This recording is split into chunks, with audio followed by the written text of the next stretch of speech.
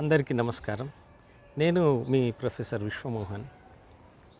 మీ ముందుకు రావడానికి కారణం ఏంటంటే, నేను సెలబ్రిటీని గాను, నేను ఒక పెద్ద ఫేమస్ పర్సనాలిటీని గాను, లీడర్ని గాను, అయినా కూడా ఒక సామాన్యుడి చెప్పే సత్యాలని, చెప్పే విషయాలని మీరందరూ చూసి స్పందిస్తారనేసి మీ ముందుకు రావడం అవుతుంది.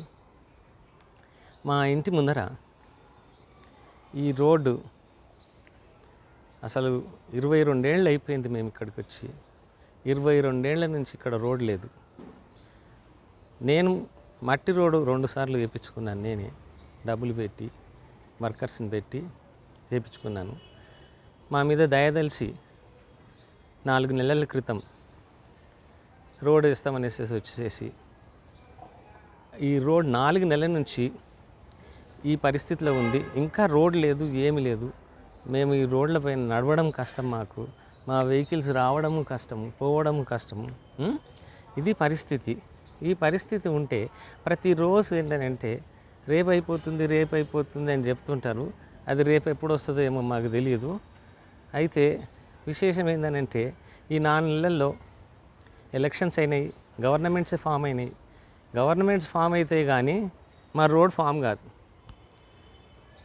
ఇంత విచిత్రమైన కండిషను మరి మనము వేరే ఏ దేశాలలో చూడకపోతుండొచ్చు. ఈ దేశం ఎత్తుకు ఇట్లా ఉంటుంది. అందుకని ఏంటంటే మళ్ళీ గొప్ప విషయాలు, గొప్ప డాంబికాలు మటుకు పోతుంటాం మనము. డబ్బా కొట్టుకుంటుంటాము. ఈ డబ్బాలు ఎందుకు కొట్టుకుంటామేమో తెలియదు. ఇది ఎప్పుడు బాగుపడుతుందో కూడా ఇంకా తెలియదు.